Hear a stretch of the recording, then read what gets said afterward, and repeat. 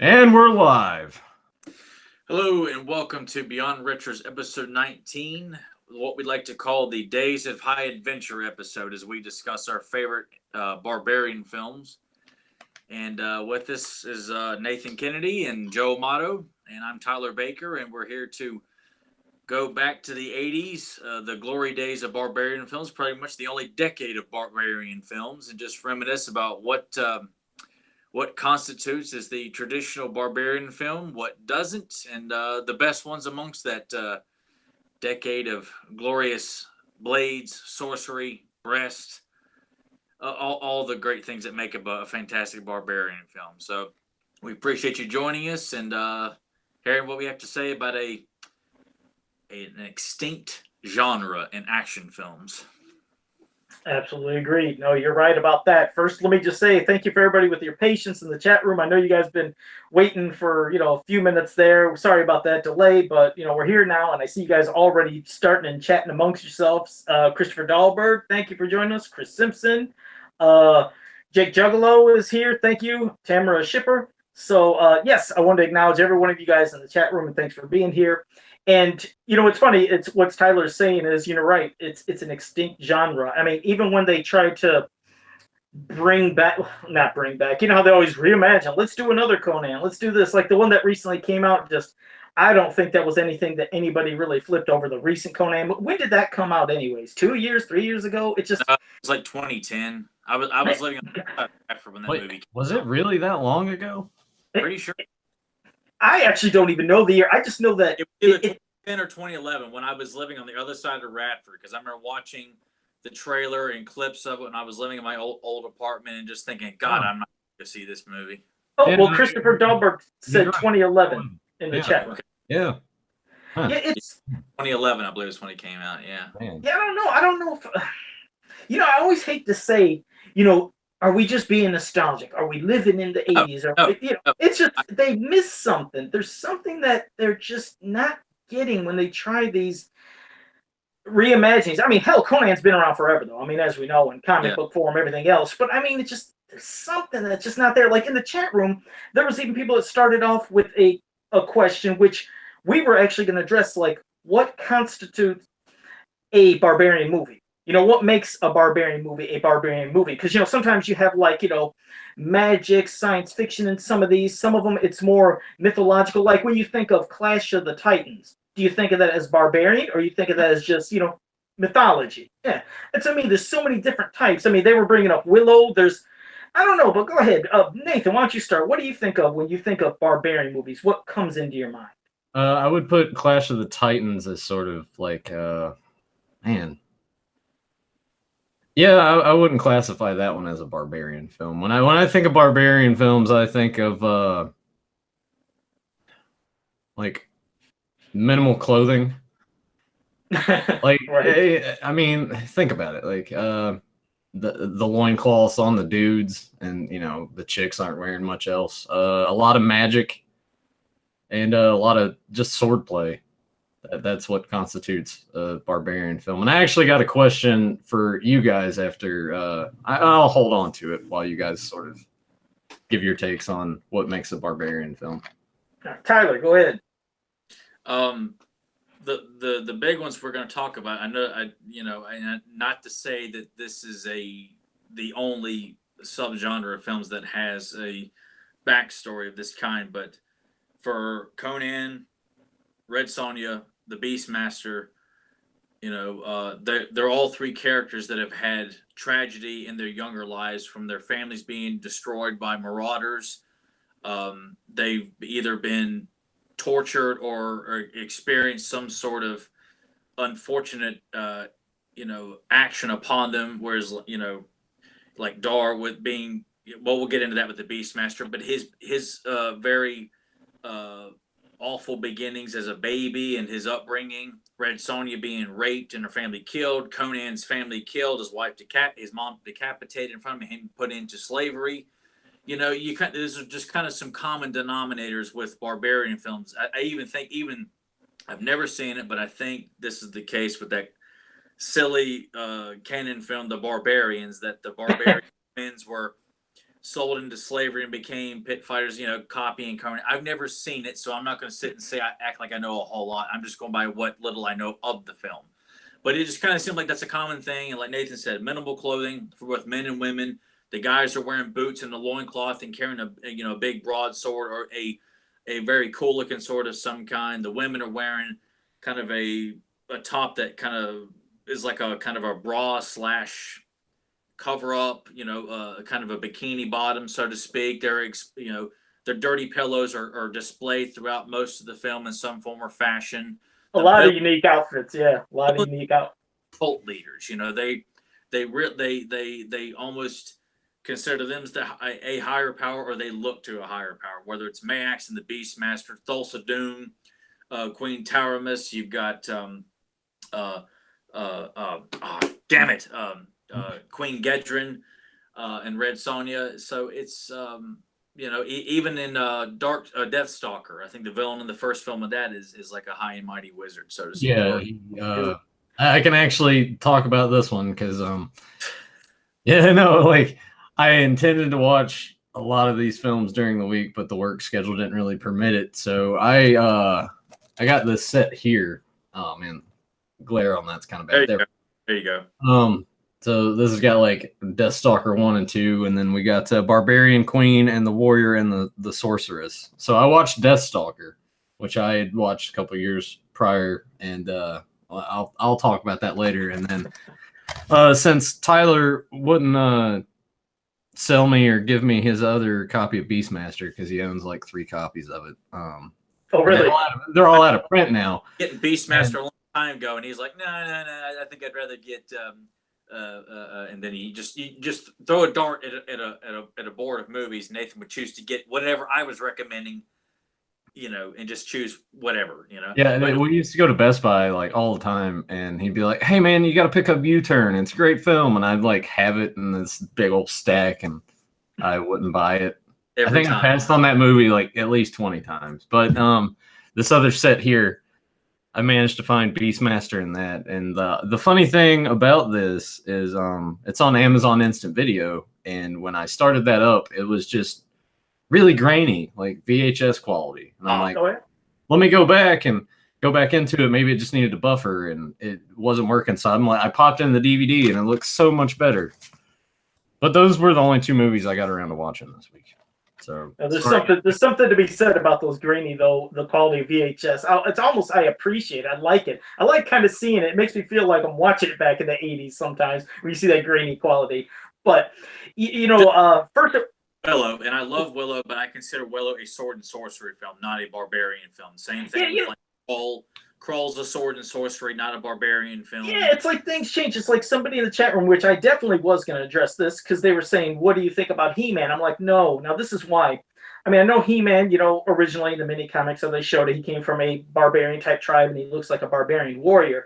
But the whole feeling set of Masters of the Universe feels nothing like a barbarian movie because there's too much technology in it with flying vehicles and lasers and all these other things that you don't see in a Conan, a Deathstalker, those type of movies. That's what takes me thinking He-Man is out of the element of barbarian movies. It's like you'd say, more sword and sorcery, sci-fi. I never really thought of He-Man like that. The thing about He-Man, though, it encompasses all of that. It's got barbarian, it's got swords, it's got sorcery. But you don't feel like it. You know what I mean? Not straight up, classic old school barbarian. No, right. That's what makes He-Man so special. It's got all of it in it, but specifically, no, it is not. Clash of the Titans. That's Greek mythology, along with Jason the Argonauts. I'd even almost throw in the Sinbad films as well. Those are not barbarian as well. That's Arabian adventures with magic and stuff like that too. I would throw those in with. I'd even lump those in with sword and sorcery as well. When you've got evil wizards and like the Seventh Voyage of Sinbad and Jason the Argonauts and stuff like that, I kind of lump all those together. And you've got this mini subgenre of barbarian films where you really feel like we said, minimal clothing, beautiful women, bearing it all, evil queens and kings and wizards and stuff like that. You've got a variety of monsters where they're humanoids and stuff. And the heroes have all been scarred for life by something that happened to them as a young man or woman. Yeah, and a good story, a good adventure story with action and stuff that really keeps you, engrossed, like you said.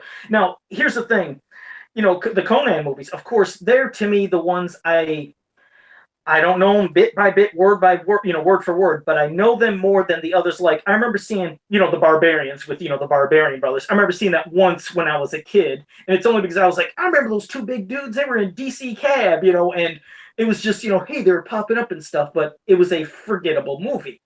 Now, Deathstalker. Oh, I'm just gonna be honest. When I was a kid, the only reason I wanted to rent that movie over and over was to see the boobs. That's it. I was like, oh my god, they're naked. Yes, you're a kid, but the story wise, I mean, it was just to me, it was not that memorable. I remember the nudity, the story, because half the time it looked like he was trying to rape half the women. So I wasn't even, So I was like, but Conan, when you go to that, I mean, it's a good story, from Conan the Barbarian and Conan the Destroyer, and just both have a good cast of memorable other characters besides Conan. It's hard to get that mix in a movie to where you care about people other than just the main character, just main Conan the Barbarian. But the other things that are happening are things that still suck you in. So the Conan movies were, to me, the most memorable. And as for Red Sonja, I'm gonna be honest. I seen that once when I was a kid, and I don't even really remember the story. I don't know how great it was. I mean, I know Tyler, being the super Arnold fan, I figured he would maybe know it more. But Red Sonja, it just doesn't sink into my head as much. Yeah, Tyler's going to give us a history lesson. He's going to go through the entire movie with us because Yeah. I've only seen it once. Yeah. So go ahead, Tyler. I don't know how to address this topic, and here he is saying, I've only seen, like Conan and Conan's for like once or twice in my life. I've only seen Red Sonja once. No. I didn't say no, not Conan. I didn't say seen those only once or twice. I did see the Conan movies more than any of them. I said I can't quote them word for word, but I'm saying I expect you to quote them. But when you say yourself like that, it almost sounds like Joe probably hasn't seen either one of those films in like 15 years. And I remember the Conan movies, but I'm saying Red Sonja, no. It's just that's one that it just escaped me. I barely remember her at all. Like I said, I remember the horrible Stalker movies more than Red Sonja. That's saying something. I mean, that was the boobs. Yeah, it was the boobs. I feel like when they were making that, they're like, all right, every 5 minutes we gotta have tits in this somehow, some way. Hey, because like there's a female character that joins up with them, and you're thinking that it's a dude, and then all of a sudden like she's wearing this cape and it just like busts open and there they are. Like, whoa, what's the functionality of your outfit? It doesn't make much sense to me. Like, is that just used as a distract? It was so weird because she just turns around and it just like opens up and there they are. But it was like the part that attached at the top, it kind of like went down like this and went around her boob. So it's like they're still, it's really weird. Like really weird. There you go. Go ahead, Tyler. Go on. I almost feel like that's a group of movies where you really shouldn't need to question why they're hanging out. Like even like that. I only saw one of the Deathstalker films, and oddly enough, we had to stop watching because of how many tits. My dad got put out by oh, this movie's got nothing but nudity in it. Turn it off. But he had no problem with me watching Conan because he loved Conan 1 and 2, and he was perfectly fine with those films because he was such a fan of Conan as well. But I feel like that's kind of one of those films where it's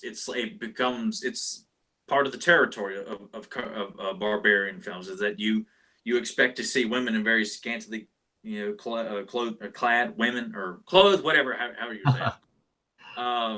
But it's just like you just expect to see it, much like you expect to see the hero with a sword slicing and dicing and decapitating people left and right. Just kind of, it's part of the elements. When you see women, they were kind of like in Game of Thrones. They were used as sexual objects a lot, like much like in Game of Thrones and stuff like that. And yet you have a few powerful ones like Valeria and Red Sonja, and even Kiri and Beastmaster that they rise above that. They're not sexual objects, so to speak, which makes them ass kickers, awesome ass kickers, hot ass kickers. But I mean, Conan stands at the top of the heap, and then after that, I think it really kind of, and I think most people would agree that Conan the Barbarian is the best of the best. it is the one that's been probably copied the most, even though I think Beastmaster came out, I think, a year before Conan. But Conan is still celebrated as the probably the best barbarian film, and some would even say probably best even of sword and sorcery films as well. It has such a memorable score and cast of heroes and villains and moments, and it's such a quotable movie. Even today, people still quote the hell out of that first Conan film. It's on T-shirts, it's on coffee mugs. Yep. People reference it in movies, and it's big with bodybuilders and stuff like that too. The soundtrack, fantastic soundtrack. You're right. I mean, just how it starts off. I mean, it starts off right into it. I mean, where that whole entire village is, being destroyed, and you see his father getting killed by those wolves or dogs or whatever. You're going over probably the most memorable score of that piece of music is the Anvil of Crom, the creation of the sword. That's the dun dun dun dun dun. Oh, sure. No, definitely. But yeah, just I'm sorry, I picture that. Counties with these films here, Joe. Yeah, you picture. I mean, that poor kid when he sees his mother decapitated in front of him. I mean, because with Thulsa Doom using, I assumed he was using his entrancing eyes to mesmerize her, and then chops her head off for him to witness that, and then he gets put into slavery. And I always remember that wheel, him push and just over and over as and then he gets, of course, just gigantic. He fights, to in those different battles and stuff, and eventually earns his freedom. But I think another thing, I think I remembered, not that I think I remember, I always liked when he was running from them wolves and goes into that cave and then sees that, that soldier that was there, or the dead warrior or whatever, and gets that sword. What was that? Correcting the hell out of Joe. I'm going to be so obnoxious because Joe's going to be saying all this stuff. Oh, what did I? Now, Joe. No, what did you correct me on? Because I had that little delay again. Go ahead. I'm sorry. Oh no, it was a buried king in that tomb underneath all those rocks and things like that. Oh, a buried king. Okay, and he got the sword. Did he have to shatter off the rust off of that? I couldn't remember. Am I thinking of? Oh, covered in kind of fossilized almost, where he's slanted, and then it just breaks off, and the sword is nice and clean underneath it from all the dust and debris which makes it so cool. Is you watch that first Conan thing, and you're like, God, you have no idea at least what kind of time period this took place. You see this dead king, how long has he been here? It just shows you just how vast and deep, just like He-Man, the mythology of this universe in Conan just seems like it goes back so far, because you think of Thulsa Doom as being the last of his dying race, like the last member of this snake men group that men that become snakes, like he's the last of his kind. What happened to the rest of them? How long has he been around? And it just leaves such an epic scale in the two Conan films. Yeah, and the whole entire thing of him wanting, he wants his revenge. He wants to get revenge on Thulsa Doom, and and then of course he has this the woman that he falls in love with, Valeria. I don't know if I said her name right. I think it was Valeria. I think that's how you say it. But I always hated that part. Every time I'd watch it, when it'd come on TV, and when he takes that snake and then straightens it out and it becomes strong like an arrow and he kills her. I hated that part. I hated that part when she got killed. I was like, oh God, please bring her back, which of course led into, the second one with a whole little gimmick of trying to have Conan do something for one particular person and bring back Valeria. But I hated seeing her die, and then when he had to put her into the fire and stuff. Those are things as a kid, you are memorable and you can remember just being sad. That's what I mean. It was an emotional movie. It's a barbarian movie, but it's emotional. It just sucked you in with such a good story. And that's what makes his big comeback in the film. I mean, which it's a gradual comeback. He does this and he does this. It's like it's almost like Thulsa Doom attacks first, Conan gets him back. Thulsa attacks him again, Conan comes back. Thulsa comes back, and then it comes back with the final. It's like a great boxing match with Conan and Thulsa Doom and his group.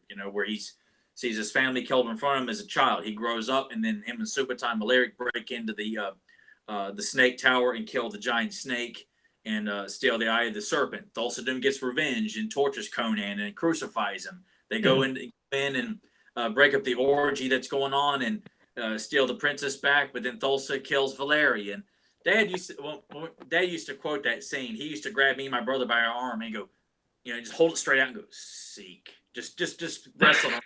It's just like Dulce did with that snake. And we used to quote that movie a lot, me and my dad. We still do to this day.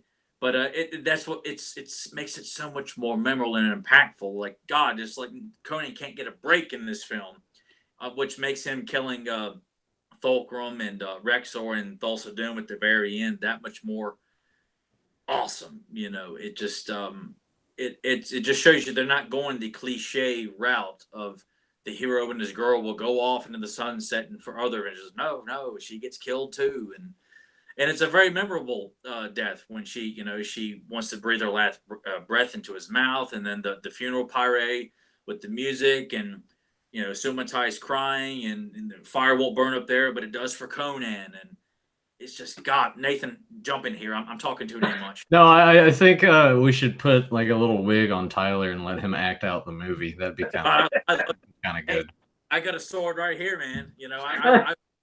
I'm ready to go. Too futuristic. No. I was the question I was going to ask, and someone in the chat had already brought up like your thoughts on He-Man, which, by the way, these guys have another podcast, Fans Power, 9 o'clock tonight. Plug that real quick. But what my question is, what sort of came first for you guys? Was it like He-Man, and then it sort of opened this door to the Barbarian films, or did you guys see those movies first and then He-Man came along, and like what came first for both of you? The He-Man came first, and that's what kind of intrigued me. Because I actually wouldn't see Conan 1 and 2 until I was in 5th grade, and I used to see him in the video stores all the time. I was intrigued by the covers, and my dad even told me he tried to get me to rent them a few times. But as a child, I wanted to rent He-Man. If I wanted to rent He-Man, there was nothing they could recommend that was going to get me to change my mind. I did see Red Sonja first. That was the first of the Barbarian films that I saw. I saw it on TBS and started renting it, and then a guy that worked with my mom made me a double tape of Red Sonja, and I had it for my own personal viewing to watch. He also made me a Conan live action movie. And then I saw Beastmaster on TBS, because I'm sure Nathan can remember too. In our area, TBS played the hell out of the Beastmaster. You could almost say TBS stood for the Beastmaster station, because they played it a lot, and that's how I was introduced to the Beastmaster. And then I saw Conan, the Barbarian and the Destroyer, in I think the summer before 5th grade. It was on the USA Network.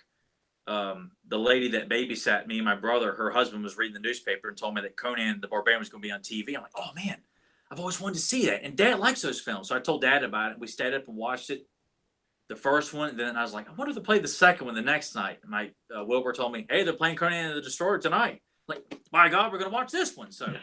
And then it just grew from there. I asked for Conan the Destroyer and Conan the Barbarian for Christmas that year. I got them on VHS, and it just never stopped. But Red Sonja was the first. But He-Man sort of like was the gateway, right? Yeah, like that's the thing that opened up you to those movies. Yeah, the Sword and Sorcerer. I just would see those awesome looking covers, like the Red Sonja VHS cover. I've got the poster on display as well, where it's just a big, cool muscle guy with a sword and a beautiful woman. And just, it's like, hey, He-Man. He-Man's a cool, big, muscular guy with a sword, beautiful women. Yeah, it was. He-Man was the gateway to sword and sorcery movies. That was just kind of Willow, same thing. It was the hero with the magical sword and to save the damsel from the evil villain. All comes back to He-Man and just kind of snowballed from there. Yeah, for me it was all like almost seemed like everything was happening at once. I couldn't tell you like an exact memory. I just know that when the Masters of the Universe toys first came out, I just had to have them. I wanted them. They intrigued me. As for Conan, yes, when that came out, I seen that, but I was so absorbed into fantasy movies, barbarian movies, anything, because like it was a snowball effect. Like when Dungeons and Dragons, whether it be the games you could play, the board games, the role playing with your friends, or some of the books and the cartoon when it came out, and remember Thundar, it just anything that was barbarian, I was just into. But I couldn't tell you if Conan got me into He-Man or He-Man got me into Conan. I just know, I liked them both. But of course, I got really sucked into He-Man a lot more.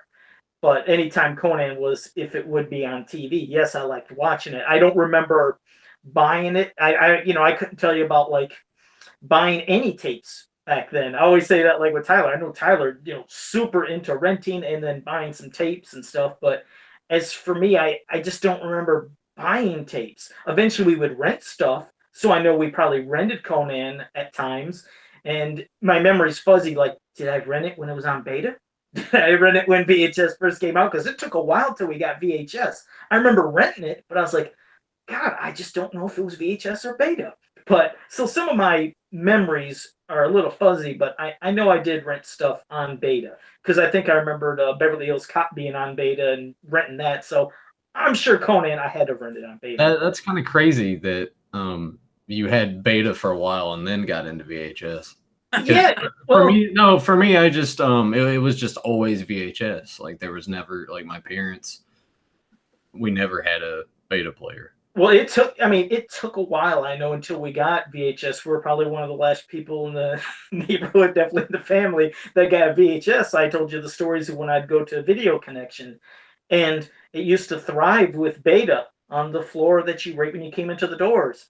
And then when VHS came, suddenly beta started shrinking, shrinking. Then we went in one time, we're like, "Where's beta?" They said, "You gotta go upstairs."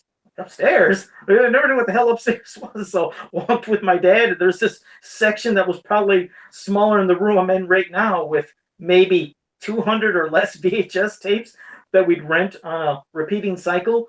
But I couldn't go a little further down because if you went too far, that was the porn section. So we were stuck in this little bitty beta section. So yeah, I know I rented it. But yeah, as for which came first, I couldn't tell you. I just know I experienced it, seemed like all at the same time and enjoyed, like I said, enjoyed them both. But Masters, of course, more because there was more to obvious offer at that time. You had a cartoon, you had toys, more stuff.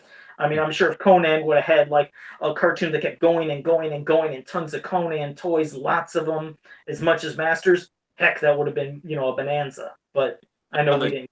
It came out, they had that was in the, or they did have that very small one that was I think came out to coincide with Conan the Destroyer. It was like a real small few figures of Conan, the skull vaguely like Arnold. Then they have the Conan the Adventurer cartoon from the 90s that had action figures and a cartoon and everything, but was just kind of forgettable. That's what I mean. It just wasn't as as much as Masters. If it was, oh god, I'm sure I would have been just as nuts watching a Conan cartoon every single day and buying tons of Conan toys. Well, it's a property that still can do well. It's just unfortunate that Universal didn't do a good job with their, hey, let's do another Conan film, and it just looked too clean. It looked like they weren't talking of a time. It looked like the dialogue was too current day, like what they have that problem in so many period films where they talk as if like they live down the road from you. And that's a question I was going to do actually to both of you before we obviously talk about Conan the Destroyer next, which that was my favorite of the two. I know I'm on the outs on that, but I like Conan the Destroyer more than Barbarian. I don't think people appreciate it enough. I get it has problems, yes, but it's by no means a shitty sequel or anything. I loved it. I loved it. I loved it more than the first one. I would agree with Joe. I kind of prefer Destroyer over the first one. Wow. Yeah. This is great. Now I like this. I would not have pictured two. I mean, because Conan the Barbarian is the best for me, but I love Conan the Destroyer. So I got to hear your all's points on that very thing. Why? Well, we might as well go into it right now. I'll save that other question I was going to do for later, but I was into the other sub characters again a little more, and it seemed like lots of shit going on. For me, I know it sounds crazy, but I love Grace Jones. I found her so hot. Yeah, and I found her so hot in that damn movie. Her and the princess. I don't even know the princess's name. That's how sad I am. I don't even know what the Jenna. Okay. Well, yeah, her. I mean, she was just a cute, hot as shit. And of course, that woman who played in Superman 2 was in here, and she's what's her name in real life? I don't know it. Sarah Douglas. Okay, God, I mean, her sexy outfit. I mean, it was just full of sexy women. But I always liked, the thing they did in this one was, I know they added a little comedic effect, which some people felt it felt off for the movie, with Malik and stuff, with the little stuff he would do. But I always got a kick out of him trying to steal stuff and putting, when he's putting the jewels in his mouth or whatever. I don't know. I got a kick out of him. I love the wizard, Akiro. I loved him when he had that little battle back and forth with the other wizard when they're trying to open and close, the jaw of that where the gem was that she had to get. I used to freak out as a kid. The scene when when he met the wizard, and all the mirrors were surrounded, and then that big ass beast. That beast scared the shit out of me as a kid. I hated that. Every time it came out, I'm not kidding. I was scared. I used to cover like my eyes and half my face. That beast frightened me. And then when he, lunged back, to with the sword and then, hit the glass, or how I forgot how the first blow happened. I know Tyler would, but how did the first glass get shattered? Accident where he's leaning back to strike and he ends up hitting a mirror by accident. And he sees awesome, yeah. I figured it's so and then had to shatter, shattering more, and it's slashing the beast, and then he had the decision of the last two mirrors, and then he looked like he was gonna throw it at them, and they're like, no, and then he threw it the other way, then killed. You see that the wizard and that beast were the same. I love that part. I love the part with the horn when the creature came alive and he had to rip that damn horn out of his head and he was on him. It looks so real. That's what's so cool about that compared to special effects nowadays. It's a real thing he's on, and it felt like he was battling this actual gigantic monster and ripping that horn out with all the tendons and shit and blood. It's just, man, I was so into that movie. And of course, again, Malik with his little thing, like, dun, dun, dun, dun, when he stabbed with this little dagger on top of the beast, and then he's looking all proud. A part that could take you to make you laugh for a second after being scared to hell. But I was just into everything about that damn movie. Bambata, having to do the double crossing, because remember, not double crossing, he was instructed, yes, you're going to kill him after they get the gem, you're going to probably kill Conan, but, oh man, just a lot of shit was going on in that movie. I just love Conan the Destroyer. Yeah, I would agree with Joe on everything. Like, obviously, when you look at both of the movies together, the first one, the quality of the film itself, I would agree is better than the second one. But when you take all the side characters and then some of the comedic stuff, which works for me, I know some people would probably scoff at it or be like, it's too cheesy. But I think that Destroyer is sort of that perfect blend of everything that I would want in a movie like that. But Joe pretty much said everything I wanted to say, basically. Like, the side characters in that make that movie for me. Yeah, I always like the idea of Conan having a group of buddies that he travels around with, and that's what Destroyer does very well. Like Barbarian, you get Subutai, you get Valeria, but it was awesome to see this caravan of characters. And as a kid, I always wanted Bombada and Conan to team up. I didn't want them to fight. I just wanted to think that he was actually going to, withhold from trying to kill Conan. And of course, at the end, when they duke it out and they have that awesome fit sequence while the ceremony's going on, I was like, oh man, they got to fight. I hate this. But now I think it's great. I think it's awesome to constantly have Bombada, like always, just hovering over Conan, waiting for that opportunity to kill him and stuff like that. And Grace Jones steals the show as from like side characters. I thought she was so cool as a kid. I thought she was just such a loved her, wild character and just a real ass kicker. And of course, I loved Akiro. Malik, I had this kind of back and forth. As a kid, I was like, oh, okay, he's fine. Then I got a little older. I'm like, his humor just kind of takes away some of the moments, or it kind of kills momentum. And then I'm just kind of indifferent to him. Like, my dad doesn't like him at all. I don't think he ever did. I think he could have worked better but some of his jokes just kind of felt like, you could have cut that joke there. You could have cut that remark there. And I used to wonder as a kid, why is he always swallowing? And my dad's like, he's going to pick him out of his poop. That's why he's going to do. That's why he's swallowing. I'm like, what, really? I had no idea. Why does he keep swallowing all these diamonds and gems all the time? Yeah, it is hard. It's hard to make side characters enjoyable and memorable in a movie, and it just worked. I mean, when you look at the character of Zula, Grace Jones, as tough and savage as she is, the part with like the rats when she's screaming and she's hitting it, and they're all looking at her like, what the hell, and she kind of shrugs her shoulder and makes a little face like, like you wouldn't expect that warrior to be afraid of them rats that were all around there. But like I said, it worked. It was that kind of humor that didn't really take you out of it. It was just, I get it. I get what they were doing. Because that was really the only, other than playing off her character in the situation, like when when Malik is trying to put cream on her wound. Oh yeah, That that works well because I she's like not that.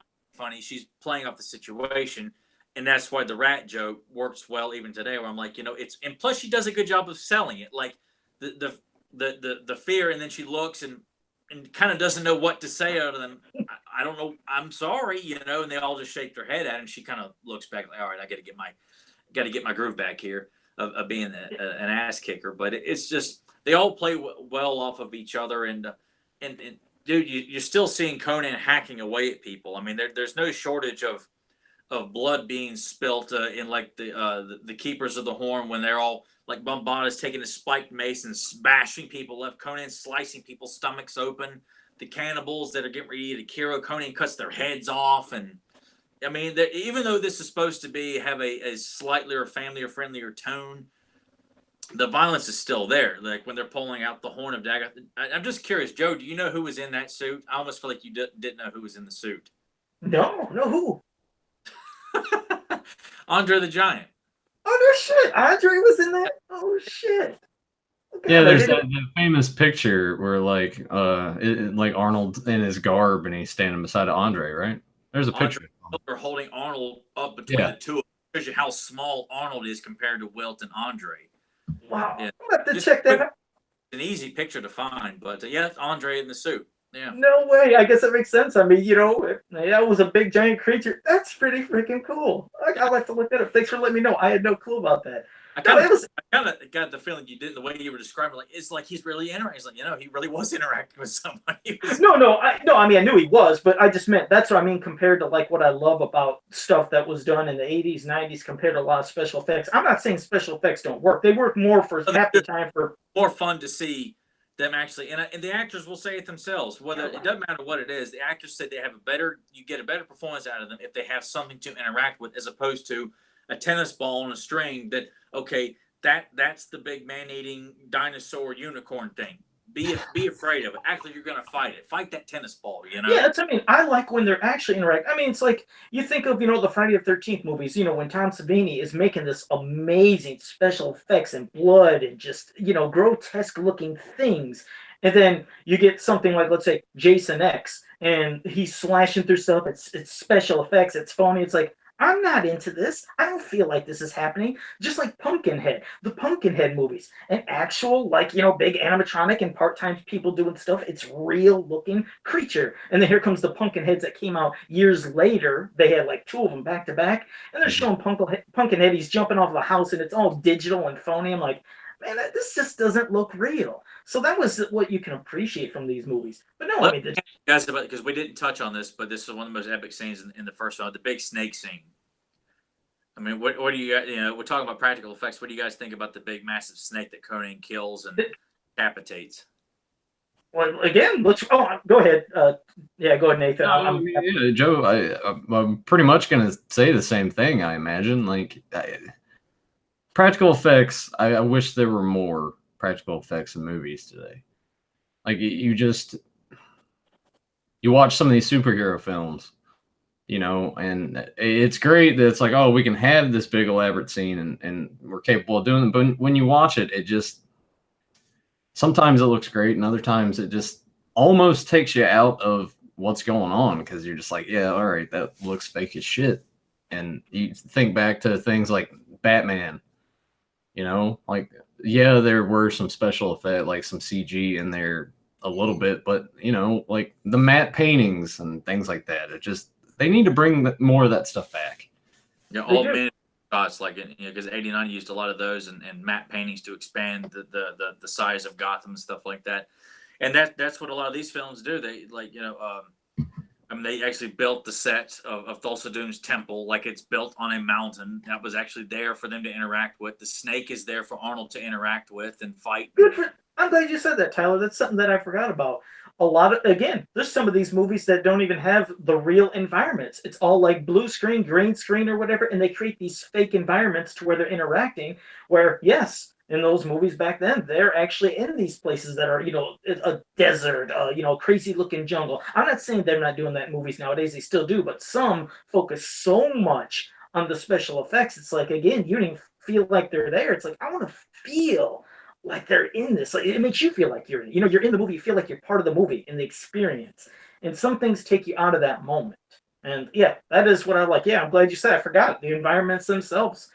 That's something that sometimes isn't even real in movies. No, I blame studios because I know they're trying to save money, so they figure it's cheaper to have some guy do it on a computer as opposed to going out, moving the entire crew to Spain and shooting on this mountain, ravine or something like that, and building some sets and stuff like that. It's like, no, we'll do it in studio, in house. We'll do it on a computer, do some green screen shots, and we'll call it a day. Could you imagine Rambo? Could you imagine a Rambo movie with a green screen, blue screen? How sick that would be for not to be in a real place. It's just this crap. Not to mention, I mean, look, you think it's 2018, not to date this episode, but they're like Nathan said, when you watch these superheroes, you clearly know they're not doing a good job of hiding these backgrounds. There are a few times in superhero movies where, okay, it looks pretty seamless. But for the most part, when you're watching, my God, man, did you guys even try to make this look like they're on location in New York or in in other parts of the world? No, you didn't. Where did the money go?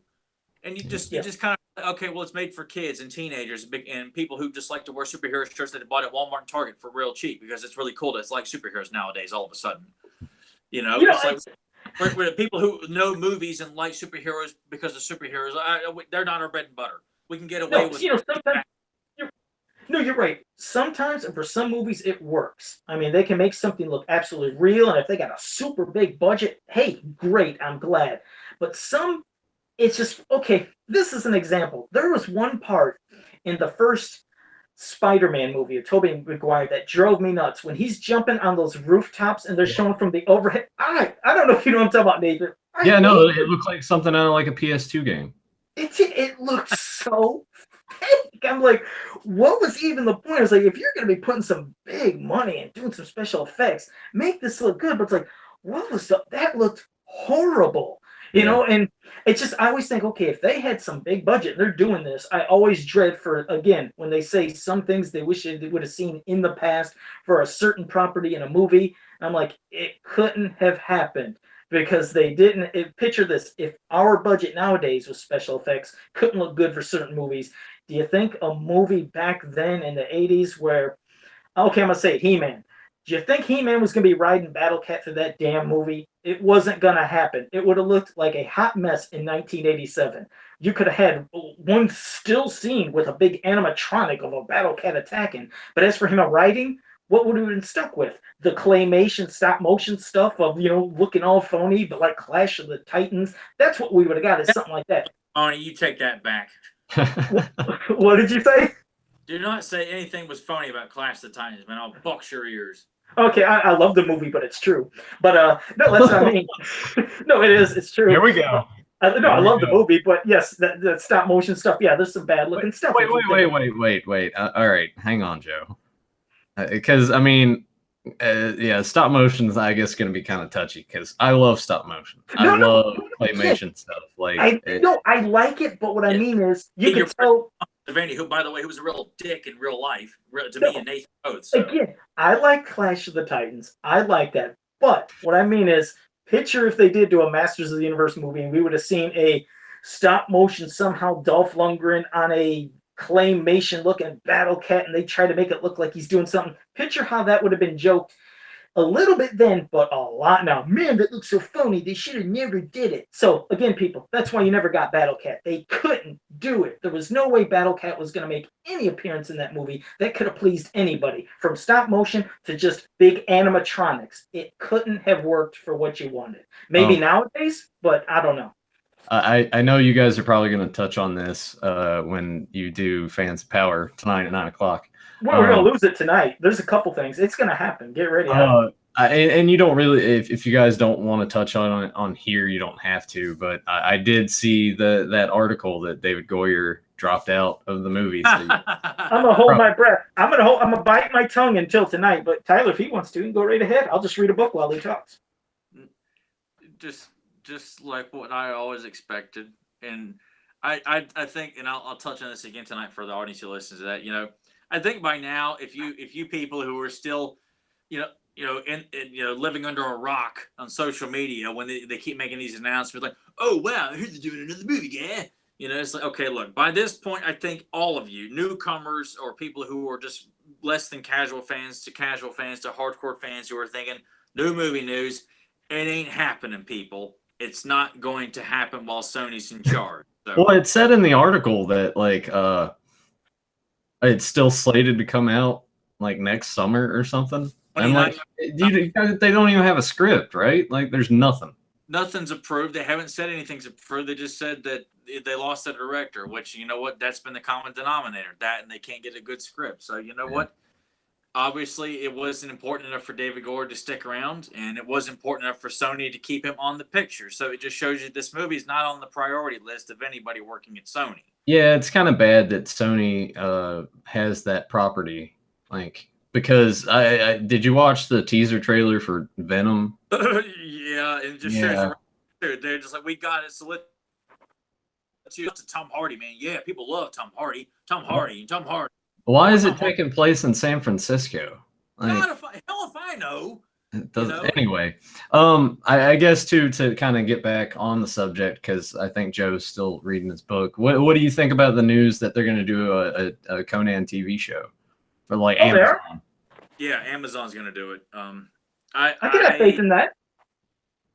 I'd say there's a better chance of getting a good Conan series when it's not being interfered by with you know, producers and studio execs. Like we got to make sure we get Angelina Jolie in here to play the evil sorcerer, because people like her, and since she didn't get to play Bride of Frankenstein and that failed Monster Universe, we got to have Angelina, her big voluptuous lips, to play Angelina of some kind. We'll rewrite the script around her, make her Conan's evil stepmother or something like that, but we got to get her in the movie. No, there'll be no interference. I think it's not to say to be good, but I still say there's a better chance of getting a good Conan series off the ground when you don't have all the, like, Netflix is another thing. You know, you feel like there's less interference to worry about when you're not going the big, you know, movie studio route. Not to say it's always the case, but with the property like Conan, you can't have people changing the content because you want this in it, or we can't have boobs in it. We got to get the 12-year-olds in. We got to sell some toys. We got to give Conan like a little fluffy Teddy Ruxpin kind of like character. Which doesn't make any sense, because they sold toys off of these movies in the 80s that were rated R. So I don't understand that logic anymore. It's just, I think it's just changed. Plus, not to mention, movie toys don't sell anymore anyway. You look at every superhero movie, all the superhero toys for Spider-Man, Superman, Batman, Justice League, whatever the case, they're all on the shelves. No one buys them, not even kids. Yeah, I think the only reason that those figures sell is the adult collectors, really, because kids aren't buying that shit. No, they're buying more of the role play stuff. So if Conan was marketed towards kids, they would be more apt to buy the sword and shield and maybe I don't know. Just the more dress up stuff is what I see more kids playing with, like the Captain America shield and helmet and stuff like that. But I think an Amazon series for Conan, it would be a breath of fresh air, and hopefully they get people who are passionate about the stories by Robert E. Howard, who look at the Frazetta paintings, the paintings of Joe Jusko and Earl Norm, who did for the comic books and stuff like that. Look at that, like there's a story to be told in that one image of Conan fighting a giant shark and saving this beautiful woman. Or from the cover of Conan the Usurper, when you've got Conan chained to the ground with his by his wrists, and a giant snake is underneath his legs and looking down upon him, getting ready to attack him. There's a story to be told in just that painting alone. And hopefully with Amazon, they can get a series that pays homage to the fantasy elements of the Destroyer and the kind of forgotten Earth of Conan the Barbarian, and then maintain the violence and the sexuality and what you expect to see in a Conan book, comic book, or movie. So I think it's the right way to go, because they were trying to get that third movie. I know Arnold was like, yeah, we're doing it. It's going to happen. And then it's kind of like that He-Man movie. Like it just, you hear about it like a couple times a year and then nothing comes of it. So, and I think with Amazon too, like, it gives you that leeway. It's like, we can do this how we want to do it, and there won't be as much interference, like you said. I like to think of Arnold as maybe like they would reach out to Arnold and have Arnold play old King Conan in this Amazon series. You know, I think it'd be foolish to not get Arnold involved in some way and have Arnold as an old king doing this. You know, doing episodes of Arnold flashing back and thinking about this time period, or that you do an episode of old Conan and Arnold's playing him, and do a whole lot of young Conan, because that's what people want to see, not always the older Conan. But I think Arnold playing an older grizzled King Conan in the Amazon series would be money in the bank. That's what fans would want to see. Arnold would want to do that.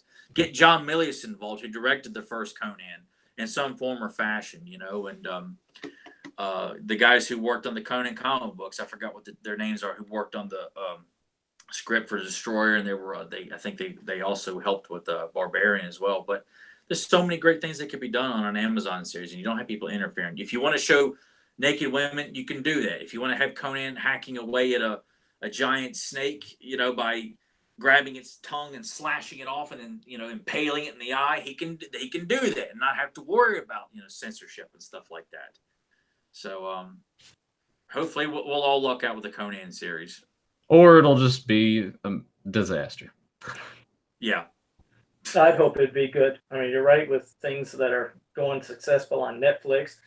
And like you said, Amazon, I mean, I could see that being a fantastic thing that they could do for either of those avenues. But what would be even greater is, I love movies, but could you imagine if it did have a really good feel, tone to it, and, you're getting more than just a movie. You're getting possibly, let's say, 20 episodes in a season at maybe 45 minutes to an hour per episode. Yeah. That's a lot of content. I mean, and it could span out with a lot of different things that could happen throughout a series. So I'd be all for it, which brings me to the question I was going to ask, both of you. I'll hit Nathan first, because I know Tyler's going to hit on this crazy too. But do you think Barbarian type movies, games, things in general that feel, do you think that's something that people are not really connecting to nowadays? Do you think it's something that just can't succeed if written properly? I mean, do you think people are too much into technology with kids nowadays where they don't understand? I mean, Nathan, what do you think? Do you think Barbarian movies and that whole genre, from movies to games or whatever, do you think that could make a comeback to where people could get really into it, or what? I don't know, because I don't see people flipping over Barbarian stuff anymore. I think that it certainly has the possibility. There's a variety of elements. I mean, Game of Thrones takes elements from it. Granted, it's more, sorcery, sword and sorcery, as not. But I think the main factor, when you go back, the common themes that we were talking about, and Tyler kind of said, orgies. These movies, there's always like some big gathering of people, mostly naked, doing whatever. But I think I kind of look back to Deathstalker as well. Like, it's a lot of women being like sexual objects, and being raped and all this stuff. And I think nowadays, with the way everyone is and their sensitivities, and some of it's fine, but I think some of it's just over the top. People just looking and nitpicking to find something to be angry about, and we got to protest this and everything. But I think that plays a role into it.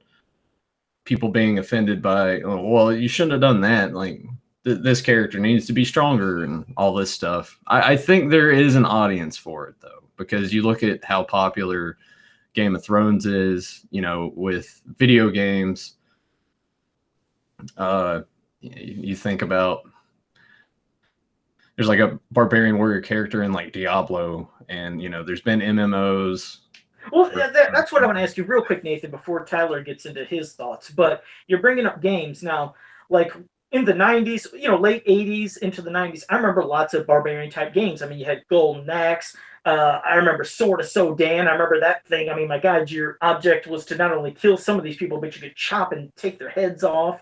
There was that other thing where I showed the Ultimate Barbarian, or something that I found out about on a computer I knew nothing about, and that even had some fighting with chopping off heads. But are there even Barbarian games nowadays? Because I haven't played modern games in a long time, so I don't know. That was a nasty cough. That's okay.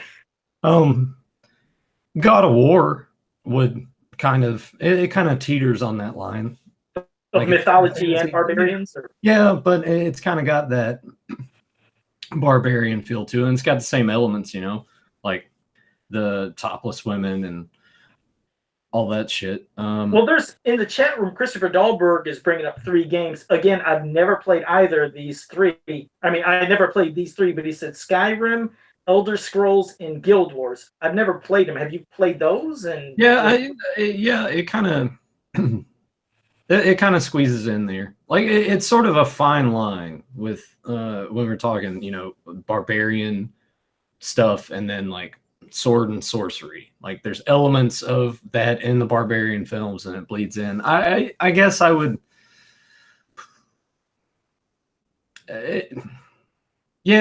it's kind of in there. I don't know. because I mean that's the thing. When I think of like Golden Axe, when I played that back in the day, beyond the yes magic potions he could use, that felt all barbarian. I mean, it looked not only him, but you know the dwarf, the female warrior. They look like they're in barbarian type that type of outfits and all the slashing and hacking and creatures that you could be on. There wasn't like sci-fi vehicles of any thing like that. It was all barbarian feel. So I didn't know if there was stuff like that. But I mean, if like Christopher Dahlberg mentioned those 3, and you said you'd remember. I mean, I guess if those have that feel, cool. But yeah, I just didn't know. I just didn't know if people are into it, and you could bring because, like you said, there's an audience for Game of Thrones, and I know that teeters on. It seems like people in their 20s and older. I just don't know how much the younger generation is into that, and that's what I mean. I didn't know if a younger generation would be into bringing back or be into fantasy. I mean, barbarian movies. So I guess. Well, I'll pass it to Tyler. Or I mean, go ahead, Nathan, and then Tyler. I'm sorry. I think it's kind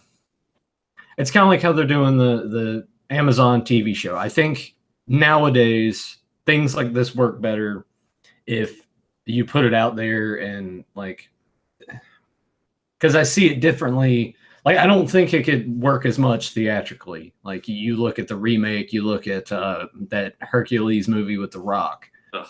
You know, like. It theatrically, I don't think these movies would work as well.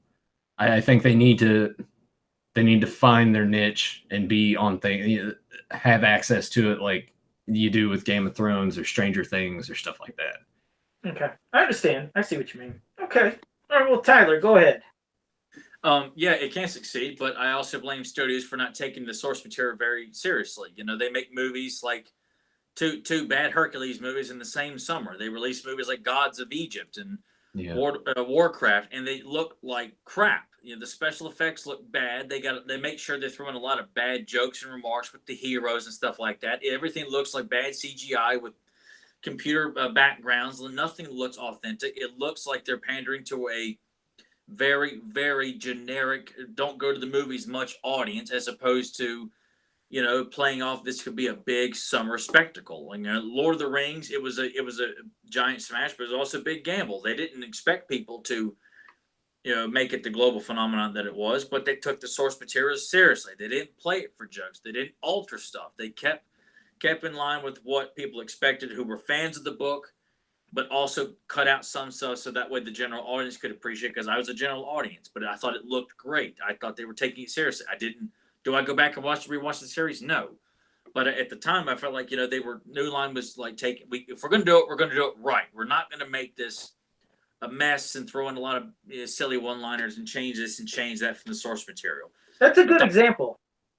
No, you brought up a great example with Lord of the Rings because, not barbarian, but fantasy, but it was fantastic to where my sister, who hates anything that would have to do with fantasy and all that type of stuff, or magic, or dwarves and elves, whatever, she was never into that.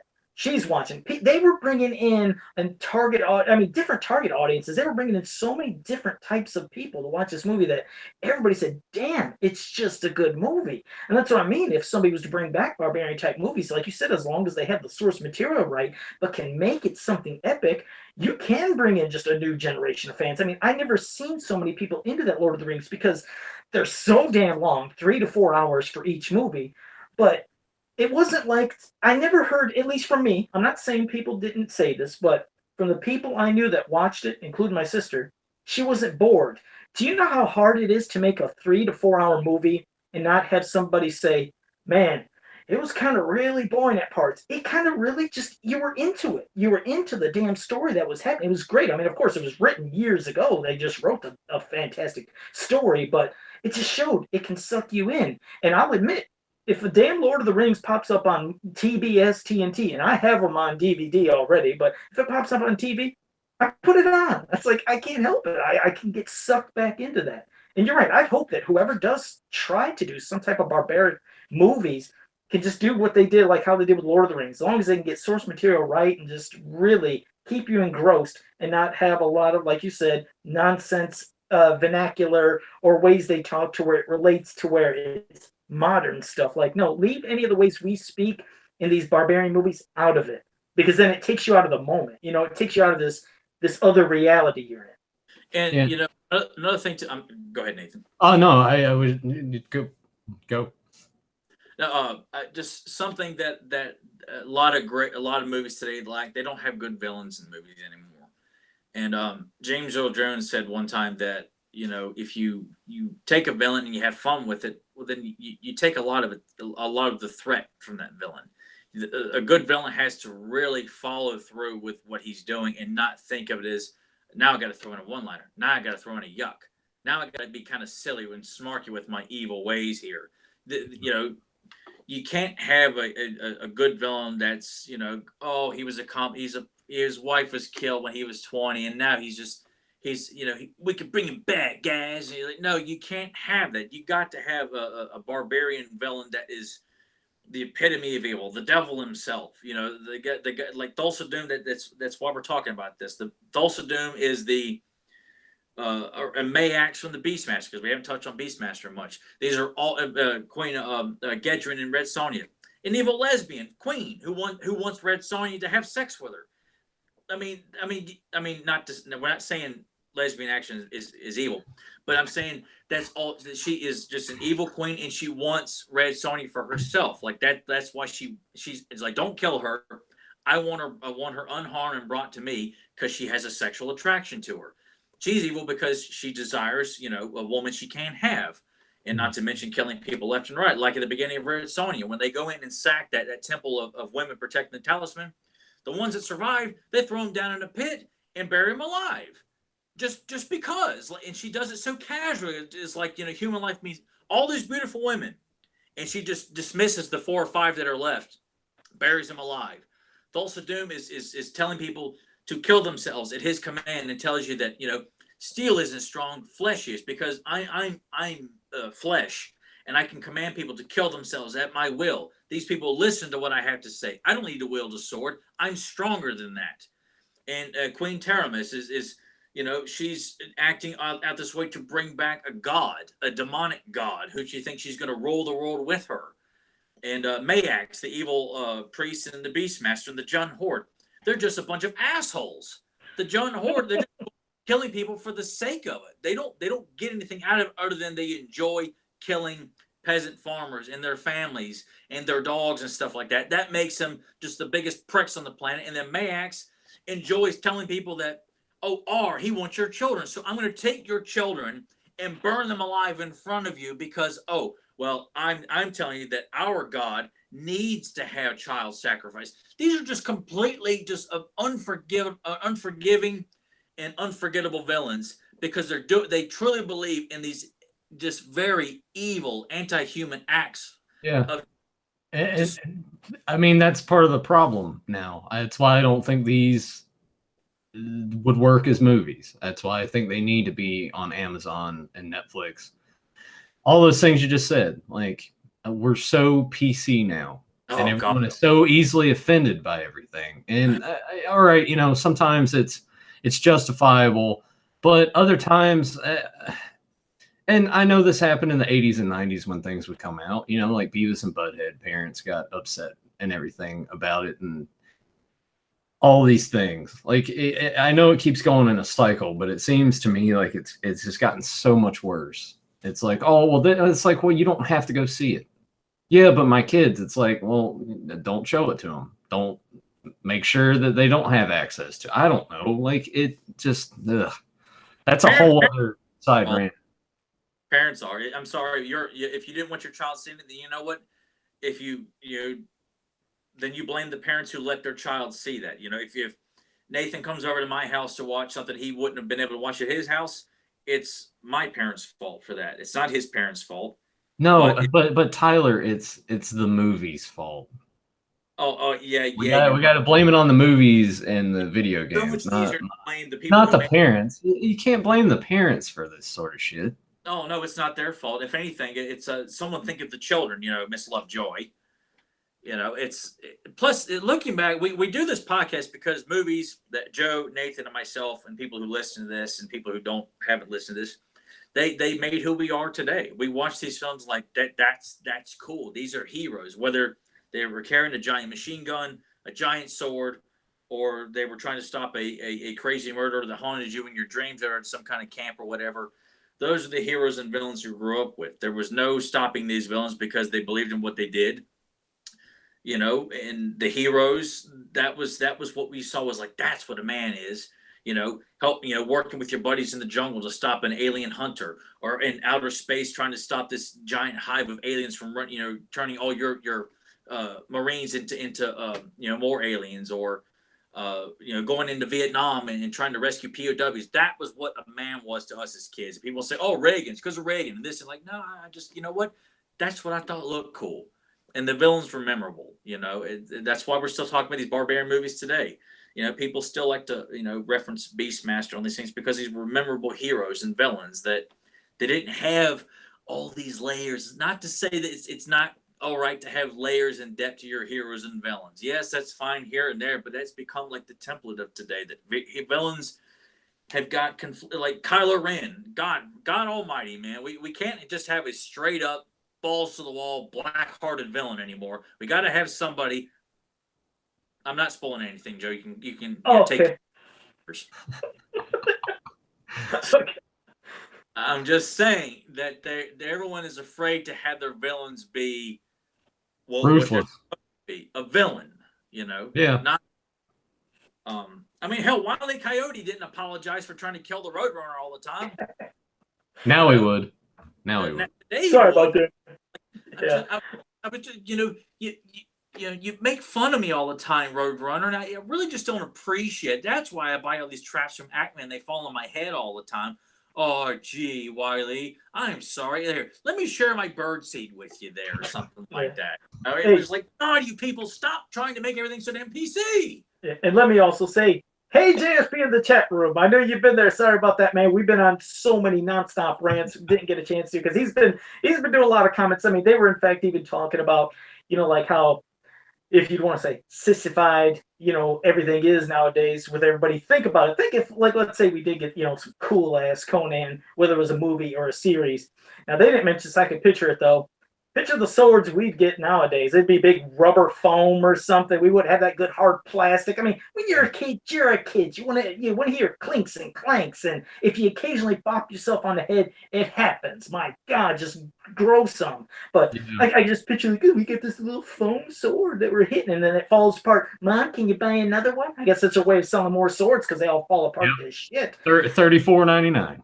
$34.99. Let's get another. So yeah, we wouldn't have the good days of playing like we used to, unfortunately. But you could get plastic swords, like soft plastic. They either kind of curve to it, kind of like a scimitar, or kind of an Arabian sword, or a straight up broadsword with a nice soft plastic that eventually would crack because you and your brother or siblings or buddies would be out smacking the plastic or going and hitting trees, pretending they're evil warriors and stuff like that. I mean, that was part of the fun of that, is pretending that you were a He-Man or Conan or the Beastmaster or Calidor and Red Sonja, because you really wanted to hit on Red Sonja. It's like, oh man, it's a kiss from her. But kids don't have imaginations anymore, and they don't have long attention. Give their parents' phone to play around with, because you know what? Hey, instead of having them interact with people and things like that, here, give them the phone and they can play Candy Crush or whatever's currently popular that will turn into another abysmal movie by some schmuck studio exec like the Emoji How many movie. sticks? We even would take a stick and break the branches to look like stick that looked like a sword. I'm like, okay, break that off. Okay, now I've got my broadsword. Yes. Well, like my mom, her mop broke when I was a kid, and she gave me the handle, and I just pretended like I was Donatello the rest of the day. There you go. There's your own personal bow staff right at home. Yeah, you would hear another. You're right. Those broomsticks made so many good weapons. This is a quick little story. I knew nothing about until eventually we moved from like my childhood home. My dad was going through a lot of brooms. He was always like, Joe, and to my older brother and my sister's like, do you know what happened to the broom? No, no. And as a kid, I was the youngest of the family. I said, I don't know. Like, what would I need a broom for? And years later, we finally moved. And when we were moving the washer and dryer, and back of the washer and the dryer must have been like 10, 11 of just the brush part of the brooms that were laying in back. Like, what was it you just did there, Joe? Oh, I'm sorry. I meant to do a brush. Did it look like I was doing something else? I'm sorry. Jim Cornette, Oh, well, okay. I'm sorry. Well, just you find the brush part at the bottom. My dad's like, what is going on with what is all this? I was like, I have no clue. And we asked my brother. He came over. He was moved out by that time, but he came over when he was helping us. And he's like, Bill, what are all these broomsticks? Do you have an idea about this? He's like, well, Daddy said I can finally tell you. He's like, I was taking them. He was like, I was breaking them off. I throw them back there. He said, and then I take the sticks. We cut them down to size, put chains on them, and turn them into nunchucks. He was taking all our broomsticks and turn them into nunchucks. But you should see just always even back then. Exactly. So the whole shit house full of these, just the bristle part of the broom is sitting in the back of the washer and dryer when we move. So yeah, go figure. But yeah, kids, it's sad. They're not out there, being physical, doing anything. Hell, we've had these crazy snowstorms here. You can't tell me, at least I remember when I was a kid, when there was a snowstorm, your ass was out there, you're making snowmen, having snowball fights, you're having fun. Nobody in this neighborhood, and there's tons of kids in this neighborhood, none of them are outside during the snow and all the, that's like, wow, what are you, just inside, just right there on your little pads? And it's sad now. Like, yeah, no imagination. You're right, no imagination. This does everything for me. It's like, God, get out there, do something. God, get some energy. I don't know. That's a whole nother story. But well, Jesus, we ran it a whole lot on the Barbarian. I feel like we haven't touched on Beastmaster enough. Oh, go ahead, hit Beastmaster if you want. No, I just I know Nathan watched that last night, and I went and just watched it just for the hell of it, just because it's a badass movie. But I just wanted to give like a discussion on that before we wrapped it up, because I know we touched a lot on it, and rightfully so. But like Beastmaster, I feel like is another one that I feel like I would love to hear some great discussion with you guys before we call it a day. I mean, we talked about practical effects, and I mean, think about the time and patience and the training that it would have needed for all those animals that are in the movie. Yeah. Like there's minimal, like, when the birds are flying around, like you get the sort of the cheapness, like special effects of that, but there's so many things that would just all be done in a computer these days. And I am watching. I timed it last night. What makes this movie so ballsy is that 7 minutes into this film, we're seeing a witch paralyze a king and queen by their throat and take her unborn child out of her womb and putting it in an ox while they're alive. Yeah. And then takes the ox out to the woods, kills the ox, and takes the baby out, puts a brand on the baby's hand, and then attempts to kill it with a knife. 7 minutes into the film, you're not going to see anything like that in today's film. That is balls to the wall guts, man. I mean, it's just, God, this is what makes the 80s so damn memorable, and why people, even today, will continue to never, and beyond, I'm sure after we're all dead too, that decade of film will never be forgotten because of moments like that. They are never going to put a scene in a movie where a baby is, I mean, it was just, as a kid, those witches were creepy as hell. I thought it was quite freaky as a child to watch the witch concoct this evil spell and take the baby and put it inside the womb of an ox, while they're alive, and the king just sitting there watching his wife die during this and can't do anything about it. Just really messed up stuff. Not to mention those witches were creepy as hell too. Yeah, I really like the visuals in the Beastmaster. Oh, and so cool. I mean, you get a lot of that, because the guy that directed Beastmaster directed the Phantasm film. Yeah. And you watch Phantasm, like gradually they got worse, but that first one was just very like foggy and dreamlike and sort of confusing, and you're wondering what's going on, and you get that visual flair in Beastmaster. There were so many scenes that I'm just like, oh, I would go back to Phantasm, and I'm just like, yeah, that was really well done. I mean, there's so many great miniature shots in Beastmaster. The visuals. One of my favorite images is when Dar comes upon Emor, not Emor. Oh God, I forgot the name of the kingdom that Mayax is taking control over. Damn it. If you didn't think that Joe's video quality could get any worse, you're fucking wrong. Because my the 80s with Joe's video camcorder here. My tablet died. I thought it was plugged in. My fault, everybody. My tablet died, and now I'm on my prehistoric computer. Yeah, I know. I saw in the corner, it's like Joe joined the call. I was like, I wasn't even looking down here to see that you had even like left. Yeah, it still looked like you were still with us. Just your icon was up. It's still up. Oh shit! Yeah. Well, yeah, I don't even know. Two Joes in here now. Yeah, but it's, the faker and the other one. Oh, he's duplicated it. Which one's the real Joe? Dun, dun, dun. Often imitated, but never duplicated. But yeah, so here I am. Sorry about that delay, but I guess you guys said you didn't notice it, so whatever. Now it's just harder for me because I'm trying to click with this, and then I'll have to click to the chat room to see if anything happened, and back and forth. Then I'll have my dual screen. Well, just try not to out much. It almost sounds like he's underwater now. It's terrible. Wait, do I even have fine? Uh-oh, and I'm creating an echo because of that. I'm sorry, guys. I know it's bad. I don't hear an echo on my end. It's me, my bad. See, I'm doing it now and I'm hearing it. Shit, I don't know what to do. You guys talk so I can shut something over there. He's ruined the show. Unless it's RoboCop when they're adjusting RoboCop's face and the scientist working on it is like, shit, and then it just cuts off. You know? That's what I'm expecting Joe to happen here. He's like trying to screw in something and he yells that out. Well, hey, at least you guys can see that. See, this is the gigantic monstrosity that. Well, I'll show the back of it. This is the big old thing that I use to do the podcast normally. So it's old, and that's why it's grainy. But now it's my laptop, which is even grainier. But shit, sorry, you guys will have to talk because it's too echoey for me, and I think I'm messing something up. It just doesn't sound right. So go ahead. All right. Well, we'll carry on with our Beastmaster discussion, and we'll call it a day.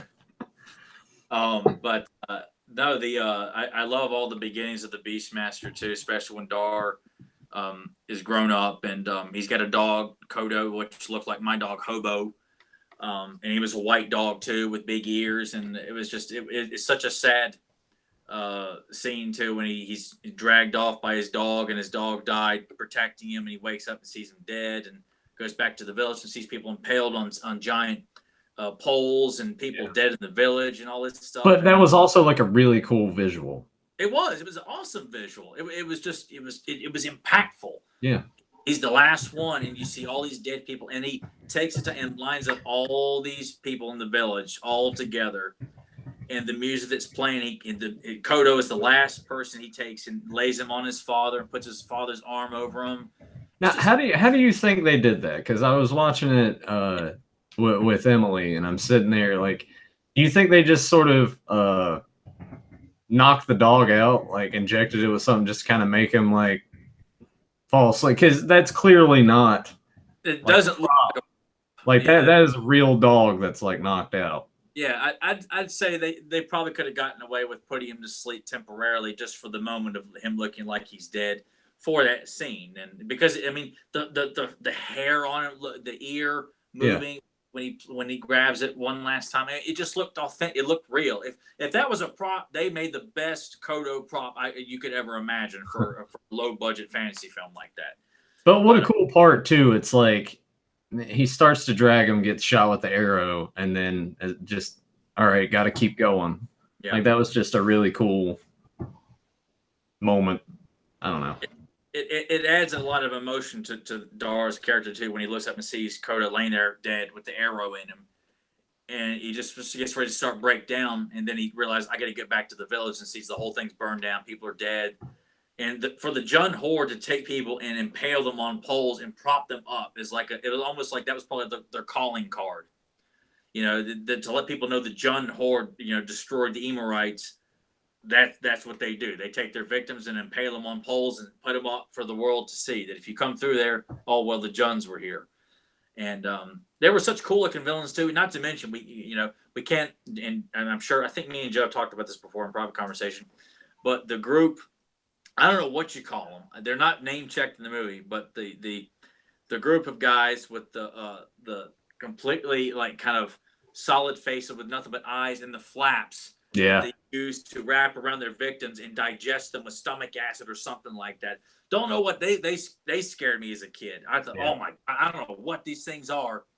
But to know that they obviously, and I choose to believe that the guy they killed that was in that cage was probably a thief, which is probably why they killed him anyway, or were planning on killing him at some point, because they clearly respect the Beastmaster because he's friends with the Falcon. Like they probably see him as, hey, you're in our home.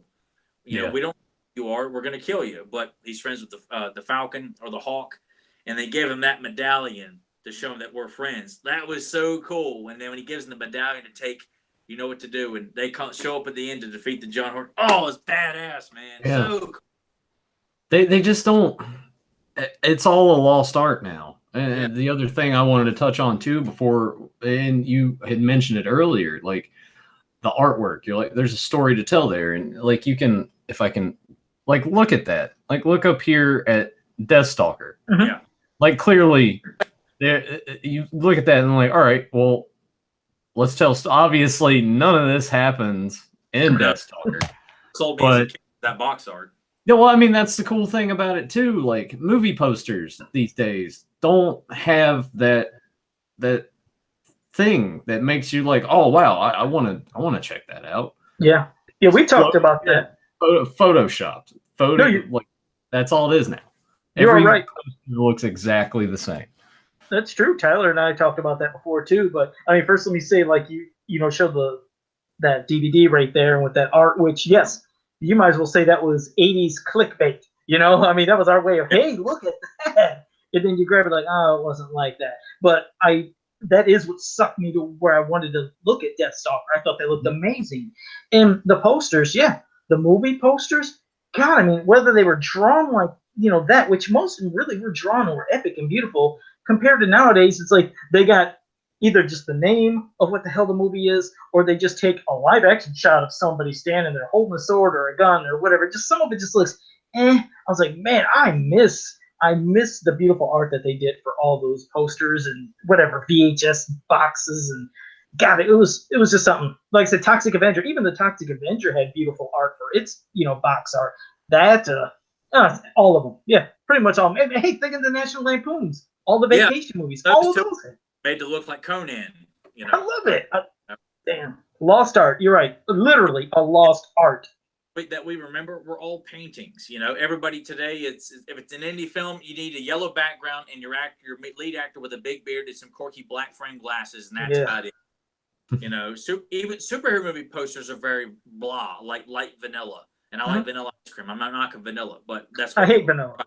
I don't like vanilla. Why aren't they hiring Joe Jusko, who still does paintings and artwork for Marvels?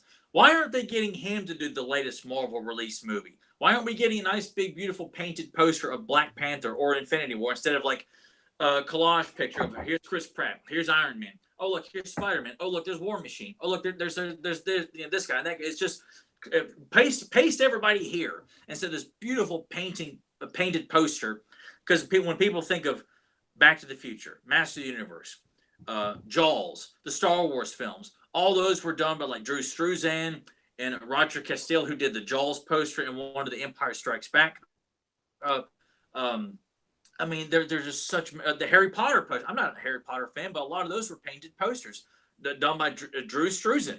I think the first two were, and then after that, it turned into Photoshop, putting characters standing around.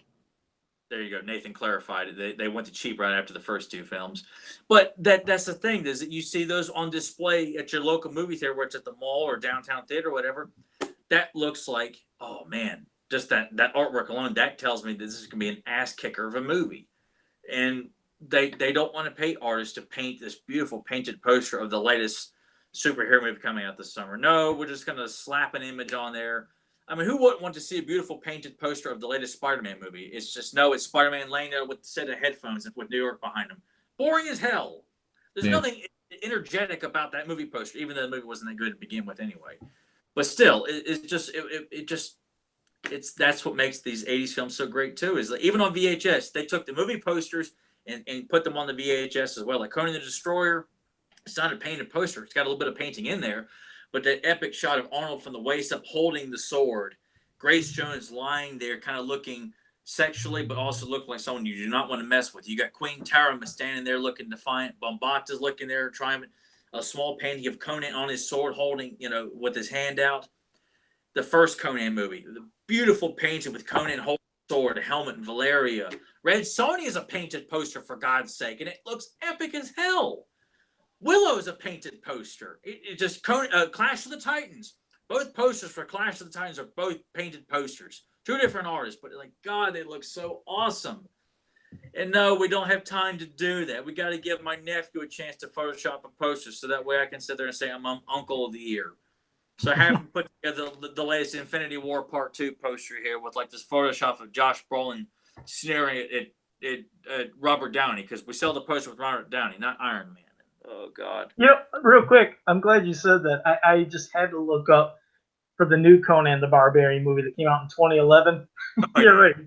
God, it's a bunch of the actors standing there or scenes from the movie. It's like, yeah, this looks fantastic. What a pile of crap. Isn't that terrible? What a crap. Well, what a piece of crap. It is, but all right, well, go ahead. Well, before we wrap it up, we're going to be wrapping up here soon, but Nathan, you got to tell us all what to do, what the fans do about click and subscribe and places to go and all that. Yeah, well, now we're on the Beyond Retro channel, so make sure you subscribe. The 5, 6, 7 people that popped in here, which I'm sure they've already subscribed anyway. Pop Culture Network, all the episodes get embedded on there, and then about a week later, we're on Podbean. So if you don't want to look at our handsome faces, you can just listen to our sexy voices instead. Let us erect nipples, as you're driving home from work, or maybe our discussion on Barbarians will get you pumped and go to the gym or something like that. But yeah, let us massage your ears there with our discussions about what's wrong with current movies and why the stuff. We're not stuck on nostalgia. We're not stuck in the past. They just got it right, and no one today can get it right. So I don't want to hear any of this crap. You guys are just stuck in the past. Like, no. I'm sorry, they got it right. Can't they repeat what they got right 30 years ago? No, can't do it. Nope. I don't want to. Yeah, that's true. They can't. Like, they take these properties from 20, 30 years ago and try to redo them, and it just falls on its face every time. Yep. Like Ninja Turtles can work, but they're like, oh, we gotta make it like Transformers. We gotta make it, and I'm like, whatever. We need humor in a Transformers movie. It'd be great. The kids will love it. Man, this is great. We need balls on a Transformer. It'd be great. We make some toys that selling some balls on a Transformer. Hell, for an example, real quick, Nathan. For an example, because some people would say, and you figure if anybody would have hated this, it would have been me. Think about that Friday the 13th remake that came out. I loved it. I love that Friday the 13th remake. I didn't think that it completely sucked or was wrong. I loved it. So I'm not living in the 80s. It didn't, because at least you felt like they were taking it. They were paying homage to what people like Jason. They did a good job. Yeah, they did a really good job. Things can work. Friday the 13th worked. Nightmare on Elm Street, not so much. Texas Chainsaw Massacre, it could have worked. But there's other things that come out, and the majority of it's just shit. I don't know what gets lost. Like, you see interviews with them and they're like, oh, I'm a fan of this. I'm like, are you though? Because you wrote this in a way that makes it seem like you're not. It makes it seem like someone paid you. And here's another side rant. What's wrong with wrestling today? Like, Vince has it in his head that he has to have television comedy writers to write his wrestling shows. And you know what? It's awful. The promos now, sound scripted because they are, and they have to follow the script. It worked before because there were just simple guidelines. It's like, get this point across, get this point across. However you want to say it in between, do it. Let your personality shine. Now it's like, nope, you got to read these words exactly. And it's just, more lost art. Like, what the fuck is happening to everything? Like, yeah. Touch on what they said about wrestling too. It worked. They made an empire out of letting these guys get themselves over, with awesome interviews and good wrestling, and not trying to dictate everything they did. You had three guys, but you had Vince McMahon, Pat Patterson, and Bruce Pritchard for the most part in the late '80s and early '90s. Three guys booking all these monumental, memorable matches and promos and stuff like that. It made them all tons of money. It put Hulk Hogan. We're still talking about Hulk Hogan even today because of of what little work was done and just letting these guys do what they want to do. They had good ideas, they had bad ideas, but they weren't bringing in Freddie Prinze Jr. and all these other people from Hollywood to help try and get Dolph Ziggler over. Look at Dolph Ziggler. The guy should be able to get over just looking at the guy. That's why when he first showed up, I thought, I'm gonna like that guy. And then sure enough, I lost interest with not just with what they were doing with him, but how they were booking heels and stuff like that. Yeah, it's a disaster. And they still can't figure out why it's not as big as it used to be. It still could be, because wrestling is no different than watching a great action movie. We all know it's fake, but give us a good match. Give us a believable babyface and a kick-ass heel to get behind, and you want to see him vanquished or see the heel, take out the bait. It still can work. I don't care if it's fake or not, but you know what? You bring in Alberto Del Rio for the umpteenth time. Like, dude, I don't care. Stop trying to force him down our throats. Yeah. So. But yeah. Aside from that, Facebook, Beyond Retro on Facebook. You can follow us on Facebook because that's how most of you guys find the links to these shows to begin with. I'm terrible at this closing. I love it. Nathan is just like, yeah, and you can find us on Facebook because we're on Facebook. It's no different than that one time you did the intro and you're just like, welcome to Beyond Retro. I'm Tyler, and we're gonna talk about some stuff today, I think. I didn't do that. Yeah, you can see these two going at it all the time. No, it's like I turned over to Nathan. Yep. He never shuts up. Well, I mean, like, how am I supposed to convey it to him? It's like, I mean, it's like search for us on Facebook. Joe Amato, Tyler Baker, Nathan Kennedy. I'm sure, like, if they go to the Beyond Retro page and see something that got posted and looked at the likes, we're probably on there because we all like the stuff all the time. You know what? It sounded like Nathan was reading from a script when he was doing our closing. Go to Facebook because we're all on Facebook, and yeah, we're on Facebook. He's reading from a script, people. Yep, I got it. I got it right here, all written down.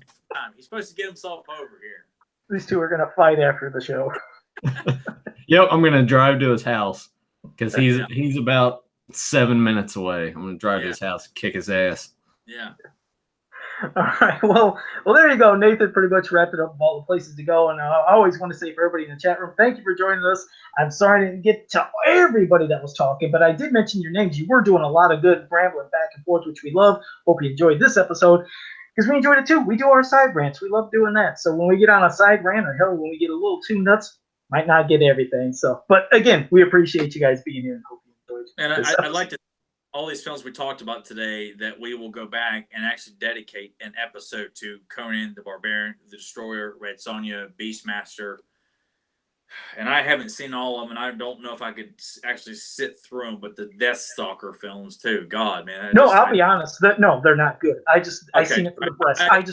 Little I've seen, I'm like, I could not justifiably. The only way I could sit through this is if Nathan was sitting with me, he'd had a couple of beers, and it makes fun of it the entire time. That's the only way I could sit through this film. You can hit mute. You can actually hit mute while it's on, because nothing that's going on is even anything of good or substance. But you could just see all the breasts. That's all you. I'm sorry, I'm not doing it. Who am I kidding? I think it was fun for me. For me, the breasts were fun for me. That was it. But that was it. That's all I wanted to see. I just another naked girl. This is fantastic. No, it's like every 2 minutes someone's naked. Yeah, so you want a good shot of an ass. Yeah, so like there's one thing where it's a cut, and then the next scene is just like zoomed in on someone's ass. That was as close as a kid probably could get to porn back in the 80s without seeing porn. You're an excited kid. That's it. But all right, well, I think guys, while we're talking, since I got all three of us here, And I just thought this was like maybe a fun topic to discuss at some point. And it just made me think, because I was like, I pictured Nathan in this situation, but American Gladiators. I would love to discuss that show with you guys, because I was just thinking, like, picturing Nathan as a contestant on American Gladiators, and it just his behavior and mannerisms, like, you know, it just, oh my, I just started laughing to myself, and I was like, God, this would be genius to have Nathan on Gladiators. Well, how about this? Next week, let's do American Gladiator talk. How about that for Beyond Retro? We do American Gladiators. All right. Sure. I can talk about Mike Adamley for an hour and a half. All right, pretty good. Okay. Yeah, do that. But yeah, we can talk about our favorite gladiators and our favorite events and stuff like that, and how Rico was on there at one point. You know, people who love Rico and Billy and Chuck. Rico Constantino. Yeah. So yeah, well, that wasn't planned. I just was throwing that out for you because I just thought it was funny picture. And that's why it's so good when we do our side rants, because something comes up you don't expect. So there you go. We got our topic without even trying. When we thought we were going to close the show, we didn't close the show. We went to something else, and bam, there we go. We got next week. We can also spend the first half of next week's episode talking about our experience at Mad Monster Party, because we're going to be at convention. Thanks. Freddy Krueger and part of the cast of Aliens when we record next week. So that makes me not even want to say goodbye to you two shits, because I've never been to that. I almost just want to hang up right now. That's a bunch of crap. I've never been there. Probably never will be there. But thanks for rubbing that in the fucking wound right there. Just get all the salt. Oh yeah, it's if like Joe doesn't have plenty of times to rub in stuff that he's done and gotten over my head. Oh, wait, by the way, did I tell you about my attorney? How I got the attorney at playset, Tyler? Well, that's not the same as meeting all these celebrities in person. Thoughts here, and he gets to meet all these people in person. So does Nathan. That's not even the same comparison. Oh, you guys just made my shit list for the last 2 minutes of this episode. Thanks. All right, love all you guys listening. But yeah, see you guys next week. All right.